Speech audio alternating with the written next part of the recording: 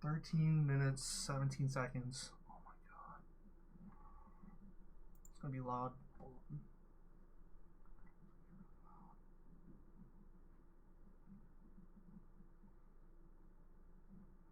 I really love the big man.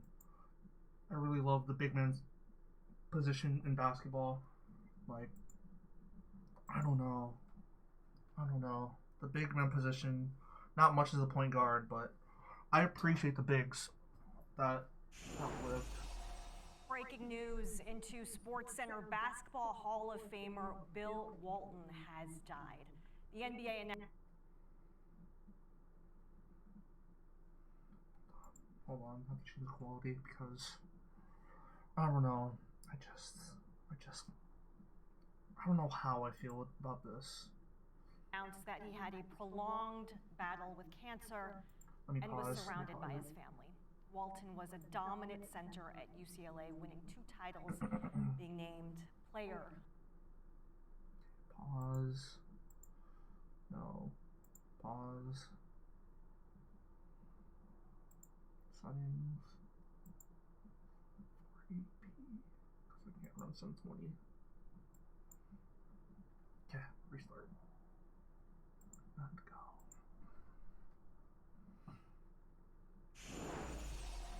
Breaking news into SportsCenter basketball Hall of Famer Bill Walton has died. The NBA announced that he had a prolonged battle with cancer and was surrounded by his family. Walton was a dominant center at UCLA, winning 2 titles, being named Player of the Year 3 times. He went on to win 2 championships in the NBA with the Trailblazers in 1977, with the Celtics in 1986. Beyond basketball, Walton was a truly unique How about the San Diego individual. Clippers? His love of the Grateful Dead, well known, and his big smile always a welcome Yes, addition his smile. to our ESPN family. Bill Walton was 71. You're truly a titan in the world of basketball as we bring in our Jay Billis. And Jay, Michelle kind of alluded to it a second ago. I mean, dominant basketball player in and of itself, but such a huge personality. Your reaction to Bill Walton passing away? Well, Matt, I'm heartbroken. I grew up in Southern California and grew up with Bill Walton as an idol of mine. And we had a chance to work with him. Oh man, Jay, don't do this, man. Beautiful person that always asked about you. And as much as he could talk endlessly and captivate everyone around the table with experiences from his life, that's not what he was about. He was about asking you about yours, and he was genuinely interested. One of the most generous souls I've ever been around. Incredibly intelligent, well-read. I think a lot of people later in his career were captivaed by his showmanship. But and sometimes that overshadowed, I think, especially for the younger players that he covered, the fact that he may have been the greatest college basketball player of all time. He was an all-time great pro as well. Injuries certainly affected that. Right next to but there was no doubt at that UCLA. it was Bill Walton, and as far as I'm concerned, Bill Walton and Kareem Abdul-Jabbar as the 2 best centers that I've ever seen play. But more than that, and I think eclipsing that, he was an absolutely magnificent, beautiful person that you love to be around at all times, and a fabulous colleague that was more interested in his colleague's success than in his own.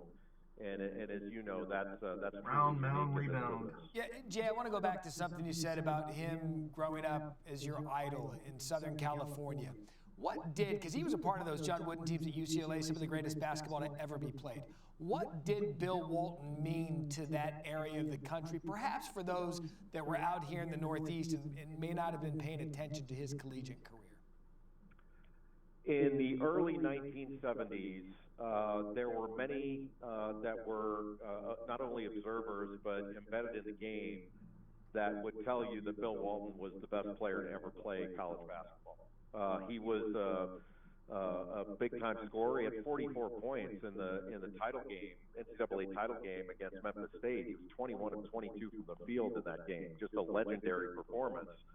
But that wasn't unique. I mean, he was dominant in almost every game he played. A voracious rebounder and perhaps the finest passing center, not only of his generation, but of all time. Outlet passing, you name it. He was a complete basketball player that could run, super athletic, was all about team, and he was the catalyst of that 88-game winning streak that UCLA had over that time period. There was certainly no better player while he was in school, and I'll say it again. I think it was he and Lou Alcindor, later Kareem Abdul-Jabbar, as the greatest college basketball players of all time. Yeah, and you mentioned it. Look, he was the voice of Pac-12 basketball. All of us here at ESPN and college basketball fans around the country, they knew Bill Walton to be second to none in terms of entertaining while calling a college basketball game. And there might be people who think that was a show. Take us behind the curtain with Bill Oregon, Walton, USC, UCLA, you name it in California, he'll be there. He would be there. That's the last I've seen of him. What's UCLA? What he was like behind the scenes. Just a very sweet man that was very the economic classics. Always fun, and I mean that he was always interested in you. So he wasn't the type that was going to sit down and talk about himself. Golden State Bears. He was going to draw you out and find out something about you and your family. Never failed. I was just talking with a colleague of mine, a great friend, and I think he encapsulated really well. He said there wasn't a time that he spoke to Bill Walton that Bill didn't ask and was interested in his family. And how is your family doing? Knowing everybody by name. When we worked together, whether it was Maui or doing a Pac-12 game together, he was endlessly interested in you, and he was just so much fun to be around. And I do think, look, he had an element of showmanship, especially later on in his career, that he embraced, but it wasn't necessarily him. It was just part of the show. But what was him was he put others first all the time. And I don't think I'm talking out of school in telling this, but Mike Breen took his father out to visit Bill one time. And Bill went so far out of his way to spend the day with Mike's father. And Mike told me, he goes, I'll never forget that, how generous he was to my dad. What's your personal and most memorable Bill Walton story? Kareem Abdul-Jabbar. What? Blocking Kareem Abdul-Jabbar's shot. It was not the Forum, but like somewhere in the San Diego area. Yes, I'm from San Diego. There's a picture of Bill Walton blocking Kareem Abdul-Jabbar's shot when he played for the San Diego Clippers. I would see him on the news. I would see him on his bike. I forgot he was battling cancer though. Like, this is really just a shocker to me that Bill Walton passes away at 71 of cancer. I don't know. It makes me think of my parents. Like, okay, I'm 25, and my parents, they do their best job to keep me safe and giving me the best that I can. Like, being from San Diego, knowing of Bill Walton, he would always have that smile on his face. Even though I've never met the guy, he was just a huge part to San Diego, like by Tony Hawk, I don't know, who's another San Diegan, all those guys. But he was that number one guy that I knew only from San Diego. because of him and his son Luke Walton.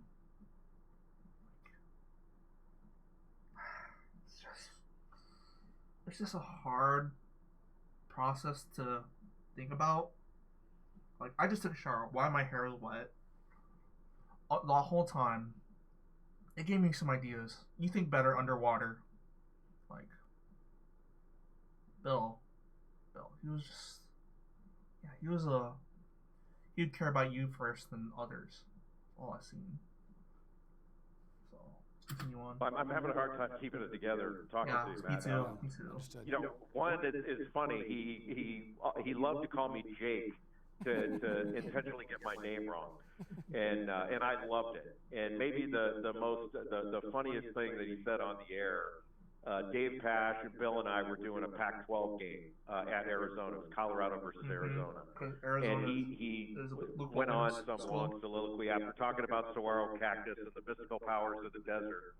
He had mentioned the name of the former head coach of Kansas, Ted Owens, who's just another magnificent person. He's in his 90s now, lives in Oklahoma. And then he says, Jake, you don't even know who Ted Owens is. I said, well, of course I do, Bill. Ted Owens recruited me. And he said, for what? And I fell on the floor laughing. I couldn't stand it. It was so good. What was he like? I mean, those of us at ESPN, we're calling games, we're out on the road. I mean, you're with the people you're calling games with for days at a time, sometimes more than your family, and it becomes your on-the-road family. And there's so many conversations and so many memories. You had the treat of going to dinner with Bill Walton on the road. What was this guy like when you guys were out at crew dinners, in coaches' meetings, and just getting ready for a broadcast in general? Yeah, that's a great question, Matt. It's really interesting. He was never the center of attention, even though everybody around him wanted him to be. He was always one of the group, but if he were going to be the center of attention, he would act to put the spotlight on someone else in the group. So he would be a ringleader of starting a conversation, but to draw out others and find out more about others, get others talking about themselves, their families. And he was incredibly intelligent, well-read, and endlessly interesting. But if you ever, like before a game or an appearance, if I wanted to talk about, hey, Bill, what do you want to do on the air? He would always say, save it for the air. Save it for the air. And he'd say, Jake, you can say anything to me or about me. He was just the best. And there's truly never been anyone like him in the game. I've never met anyone like him. And I will be eternally grateful that I got to know him and call him a friend. And I know that this last question will be close to impossible to answer as best you can. In one word to you, sum up Bill Walton. Center. One word. I would say authentic. There's only one. And I think you mentioned the name Bill Walton to anyone who knew him, and there will be an immediate smile, if not a laugh, about the kind of person he was and how meaningful he was to all of us and will remain to be. It's funny, we had a T-shirt made up this last year. It was almost a Grateful Dead-looking caricature of Bill, and I wore it during the Maui Invitational. I don't think I've had any inquiry as often as I did, where can I get a Walton T-shirt? Everybody loved them. And I was chief among them. I love Bill Walton, and I'll always have him in a very special place in my heart. Did he ever dive in? You bring up the Grateful Dead, everybody knows that about him. Did you ever dive into that with him, how that started, where it came from, and why it was such a passionate love of his? I mean, he went to Dead shows from the time that he was in college, I believe, and was a passionate fan of the Grateful Dead. And, he said it on broadcast, he would use Grateful Dead lines, but a number of my high school friends are Deadheads and still go to the Dead shows. And every time they would see him, he'd remember him, they'd take photos together, they'd bag on me, he'd say, how's Jake? And, but he's, it was a big part of his life, music, literature, poetry, you name it. He led a very rich life away from basketball. Basketball was how he was best known, but he was far more than a truly great Hall of Fame basketball player. He was a Hall of Fame, first ballot Hall of Fame human being. That goes back to your one word to describe him: authentic, one of a kind. Bill Walton, Jay Billis, thank you so much for perspective on your friendship and your relationship with him. A tough day for the world of basketball, a tough day for us here at ESPN. Bill Walton has passed away at age 71 with his battle with cancer, and our thanks to Jay Billis for spending some time with us. And when you look at him and you talk about the impact he's had just in basketball in general. I grew up in the Pac-10, the now Pac-12, the now defunct Pac-12. And every time I think of Bill Walton, I hear Conference of Champions, Conference of Champions. Of course, his time there at UCLA, his son Luke would go and play well at Arizona. To me, he symbolized the Pac-12, the conference I grew up with. You know, I get to do a little bit of everything here at ESPN, and on one of the Warriors playoff runs not too long ago, Bill Walton was there, and you couldn't miss him, right? You couldn't miss him because of the physical stature, because of his personality. There was a warmth, I think, that emanated from him that you could feel from sort of across the room. And you could tell that the game had done a number on him, too. Yeah. You know, he must have been in physical agony from the injuries, the surgeries that he had, but you wouldn't know it from his personality. He was a guy, you could tell he believed that he thought he was the luckiest guy in the world. Yeah, and I'll say this about Bill Walton is we remember his life here today on SportsCenter. He was one of those humans. As Jay Billis, he was larger than life. He was a well-known name in the NBA because of his career, but certainly with college basketball. But he was one of those people that was such a superstar, but he was so approachable. How many times can you say that about someone with his stature physically and then in the world of media and sport? He's a guy that the college kids, and they tend to be fearless anyway, they just want to go up and talk to him. And I think that says a lot about what Jay Billis said about authenticity, that basketball was how he was known, but anyone could go up and talk to him. And to me, that's a true measure of who you were as a human being. It's just like Jay Billis said, Bill Walton, it feels strange and bad to say, was one of one. Again, breaking news today on SportsCenter. We have said goodbye to basketball legend Bill Walton. Passes away at the age of 71. Our thoughts and prayers are with his family as we say goodbye to Bill Walton. Rep Bill, please. Rep Bill. Like, he was a very special player to me. A very special player to me. Like, as I said, blocking Kareem's shot. Who does that? Who does that? As a 7-foot center coming out of UCLA, at least maybe 250 pounds, had some kids, had a long career from 1959 being the MVP of the Trailblazers. I believe that's what it was, but Bill, San Diego native, he was true to his name, remembering the name, just his heckle of a laugh. Seeing him in like documentaries, seeing him wearing number 5 for the Boston Celtics. This is my dad's favorite team, right next to Larry Bird as their backup center, who totally got dominated by Michael Jordan.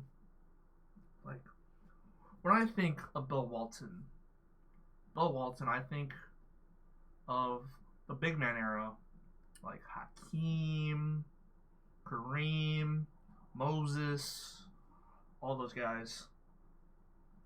Like, who wouldn't think about Bill Walton? He could score, he could rebound, he couldn't shoot. Maybe from mid-range, but he was pretty dominant.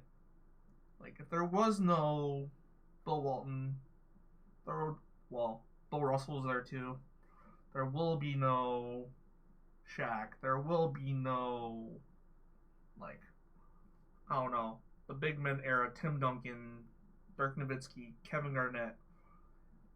He's like a blueprint player of basketball. He's a blueprint player.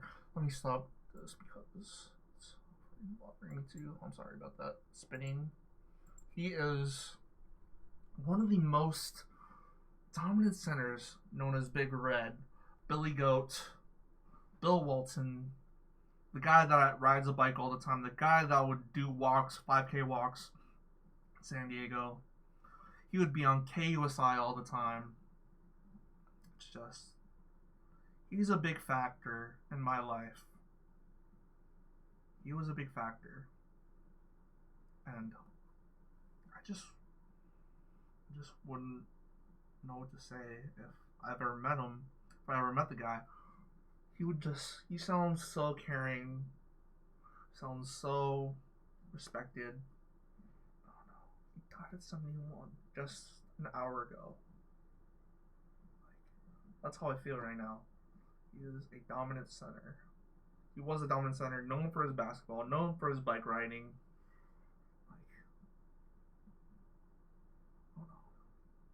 If I was Luke Walton or any of his kids, I would love to have more time with him. Like, that's how I feel with my family right now. If any of them would pass, that's how I would feel as well.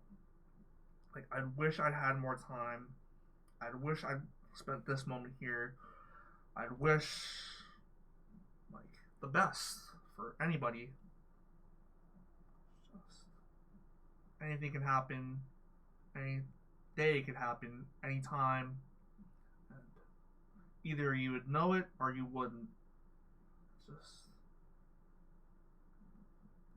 just a respect. Bill was just respected. I'm not gonna break down or anything. I'm just still in awe of how he passed. He died of cancer, is at least what I read. Billy Goat. UCLA center, Trailblazers, San Diego Clippers, Boston Celtics. Whatever they said about Pac-12, also known as the Pac-10 back then. Like, he was so dominant. Not talking about his basketball, talking more about his life.